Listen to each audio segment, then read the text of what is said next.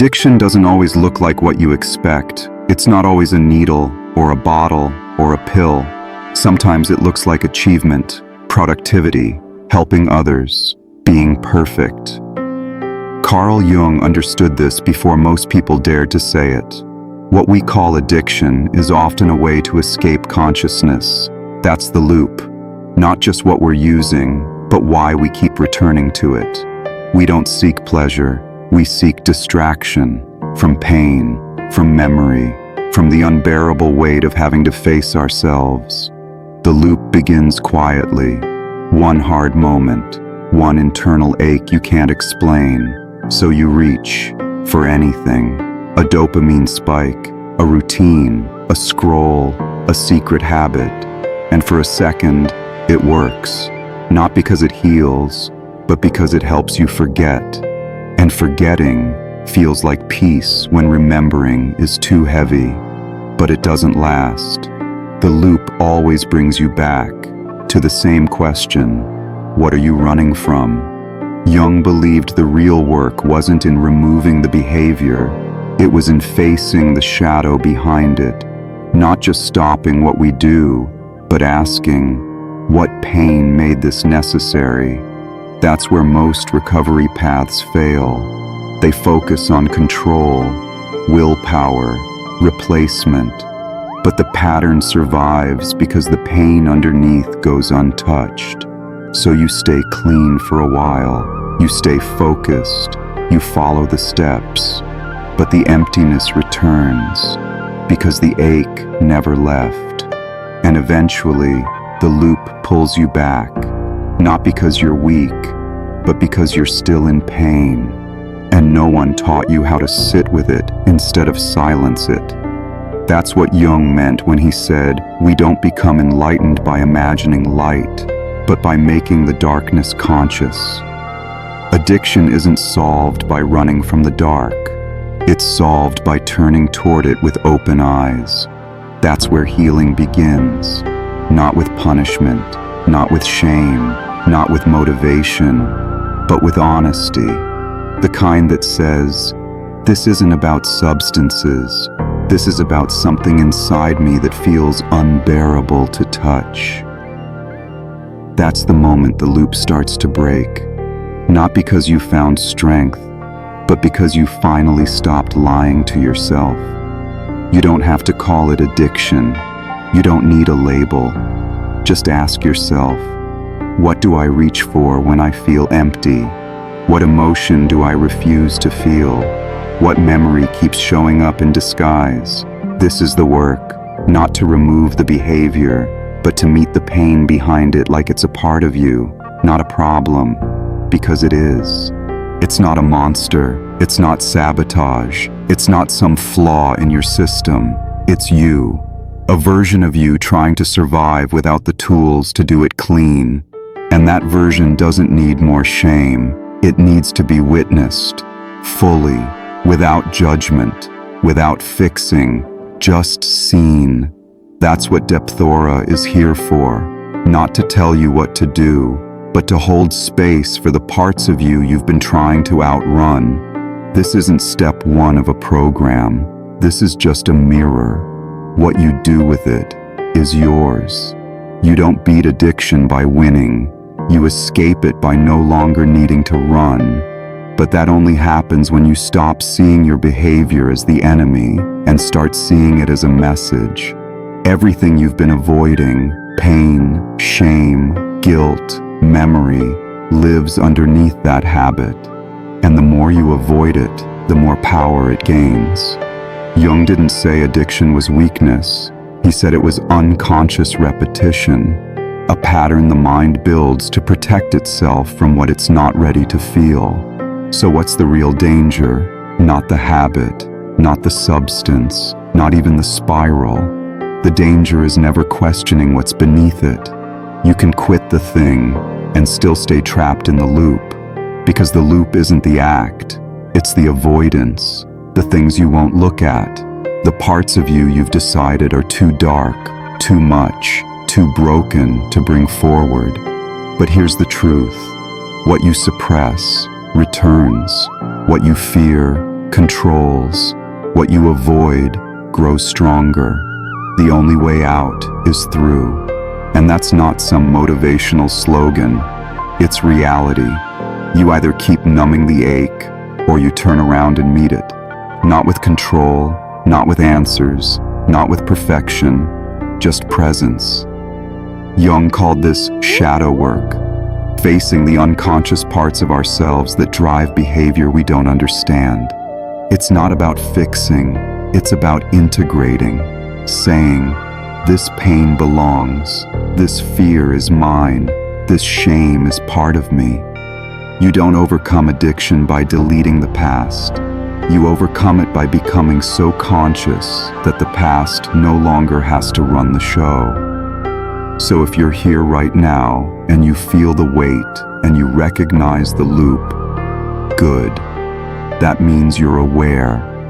And awareness is where transformation begins. Not action, not strategy. Awareness.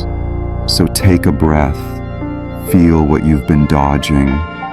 And if this space gave you even one honest moment with yourself, don't rush to the next video. Just sit, let it echo, and when you're ready, the next step will be there. But not because someone told you what to do, because you finally stopped running. Carl Jung didn't believe in suppressing the darkness. He believed in meeting it. He called it the shadow, not because it was evil, but because it was hidden. The parts of you that got rejected, the feelings that weren't safe to show, the desires that didn't fit your story, the wounds that no one knew what to do with.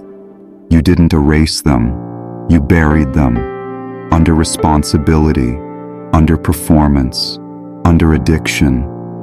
But buried things don't die. They grow, they twist, they shape you from the inside out. That's the truth most people don't want to face. We're not addicted to substances. We're addicted to the feeling of not having to feel. And the more we push away the shadow, the more power it has over us. Every time you say, that part of me doesn't exist, you give it the keys to your behavior. You hide your pain, and then wonder why you sabotage love. You deny your anger, and then explode over nothing. You ignore your shame, and then find yourself repeating the same loop you swore you left behind. Not because you want to, because it's unconscious. Jung said, until you make the unconscious conscious, it will direct your life, and you will call it fate. That's addiction in one sentence. It's not a moral failing. It's not a broken brain. It's a system trying to protect you from truth. But protection has a price, and the longer you stay safe, the more you forget how to be real. So here's the question. What part of yourself have you disowned? What feeling is too dangerous to speak out loud? What memory do you edit out of your story? What belief do you carry that you would never dare admit to someone else? That's your shadow. And your addiction is its voice begging to be heard in the only language it knows, repetition. The loop isn't punishment. It's the part of you that still believes you don't deserve peace unless you first earn pain. And that's not your fault. That's old conditioning from parents, teachers, culture, religious guilt, systemic shame. But now, it's your responsibility, not to fix, not to conquer, just to face, to say, I see you. I know where this comes from. I'm not afraid to feel it anymore. That shift changes everything, because once the shadow is acknowledged, it no longer has to scream for attention. You don't need to be perfect to do this. You don't need to be healed. You just need to be willing to tell the truth. To stop saying I'm fine when you're not. To stop pretending your addiction is under control when it's still making your decisions. To stop building an identity on top of silence. The people around you might not understand. That's okay. They haven't met their own shadow yet, but you have. You're here. You feel it. And that means you're already further than most people ever go. Not because you figured it out, but because you finally stopped hiding. That's where real freedom begins. Not in what you quit, but in what you're finally ready to bring back home. You've spent years building a version of yourself around your addiction. Not just the behavior, the identity it gave you. The escape artist, the overachiever, the one who never slows down, the one who always helps but never asks for help. Even after the habit fades, the identity stays. Because addiction wasn't just what you did, it was how you coped, how you kept the chaos contained, how you stayed someone. So here's the question most recovery paths avoid. Who are you without the loop, without the pain, without the performance, without the story that starts with, "I've always been like this"? Because the loop might be destructive, but it's also familiar, and nothing is more terrifying than losing something that made you feel safe, even if it was killing you. That's why relapse happens, not because you're weak, because part of you misses the version of you that knew how to survive. When you remove addiction, you remove structure, you remove a coping system, you remove a story, and in that silence, what's left? You, the raw, unrehearsed, unguarded version you've barely met. The version who doesn't know what to say at parties, who doesn't know how to feel joy without numbing afterward, who doesn't perform pain for validation anymore. It's disorienting. You think healing means lightness, but sometimes it means floating in space with no identity to cling to. That's where most people panic. So they reach for something, not because they want it, but because it gives them back a version of themselves they recognize, even if that version is built on avoidance. So here's what Carl Jung would say: don't rush to rebuild. Don't fill the gap with a new mask. Don't turn your recovery into a performance. Don't try to be the perfect healed person for others to applaud. Let yourself be nobody for a while. Let the silence be awkward. Let the boredom rise. Let the parts of you that never got a voice speak, clumsily if they must. Because what's growing now isn't your image, it's your core. And that growth doesn't look impressive. It looks like confusion, exhaustion, sitting in your room and not knowing what to do next. But you're not lost. You're just no longer living from the false self. That's progress. You might not recognize this version of you, but it's the first honest one you've seen in a long time. It doesn't perform, it doesn't pretend, it doesn't need to be explained, it just is. And if you can stay with that version, through the silence, through the restlessness, through the pull to fix, you'll realize something. You never needed to escape, you just needed to finally come home. After the loop breaks and the mask falls, something strange happens. Nothing. There's no grand realization, no spark of light, no sudden joy, just quiet. At first, the quiet feels wrong.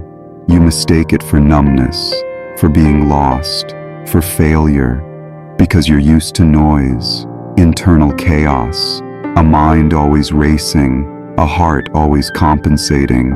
But now, you sit, and it's still, not peaceful, just empty. But here's the truth. This isn't emptiness. This is space. Space you've never had before because it was always filled with craving, avoidance, distraction. And now, for the first time, you get to ask, what belongs here when I'm not escaping? Not what should, not what they expect, not what makes you look strong, just what's real. At first, the answers don't come. You wait, you doubt, You wonder if this was a mistake. But slowly, something shifts. You start noticing things you never had time for. A sound, a small emotion, the way your body breathes when it isn't bracing for impact. You realize you've lived most of your life tense, performing, proving, and now, with the performance gone, you're left with raw presence. You meet joy, not the kind that explodes, but the kind that hums quietly in the background when you're not trying to earn it. You feel sadness, but it doesn't drown you, because it's no longer layered in shame. You experience boredom, and instead of escaping it, you listen to it. You ask what it wants to show you. This is the quiet return, not to a version of you that existed before addiction, but to the self that was buried underneath the noise of it. It's not glamorous, it doesn't trend, it doesn't post well, but it's yours, and it's honest, and that's enough. Carl Jung didn't say healing was about becoming perfect. He said it was about becoming whole. That means you carry it all. The pain, the memory, the scar, the part of you that still wants to escape sometimes. Not as enemies, as witnesses. They remind you where you've been, but they don't dictate where you go. That's the difference. You're not cured. You're connected to your body, to your mind, to the shadow you stopped fearing, to the light you stopped chasing. Now, you just are. No high, no numb, no narrative. Just here. And that here is what the loop was trying to protect you from all along. But now, you're strong enough to stay. You no longer need the addiction to tell you who you are. You know, and that knowing doesn't shout, it doesn't convince, it doesn't chase. It just stays when everything else used to run. You're not here because you won. You're here because you stopped running, stopped pretending, stopped pushing, stopped believing that healing has to feel like success. You broke the loop not by defeating it, but by facing it without flinching. And now, you're not better, you're not healed, you're not transformed, you're just real. For the first time in a long time. There's no reward for that, no badge, no before and after story. Just this moment, a mind that's quieter, a heart that's less defensive, a body that doesn't brace every time you breathe. You don't have all the answers. You still carry the urge sometimes, the muscle memory of escape, the echo of patterns that lived inside you for years. But now you see it, and seeing changes everything. Because once you see the pattern, you don't have to become it again. That's freedom, not the absence of pain, not a perfect routine, not control, but choice. You feel the pull, and you stay still. You hear the voice, and you don't obey. You remember the old path, but you don't walk it. Because now, you're here, with your breath, with your silence, with your truth. And nothing about that needs to be impressive. You're not a recovery project. You're a human being learning how to feel again. That's enough. So if you're still holding on to the belief that this journey needs to look like progress, let it go. Let it be messy. Let it be uneven. Let it be yours. And when it gets hard again, because it will, you don't have to start over. You just pick up from where you paused. You're allowed to be unfinished. You're allowed to forget. You're allowed to feel the pull and still say, not today. That's all it takes.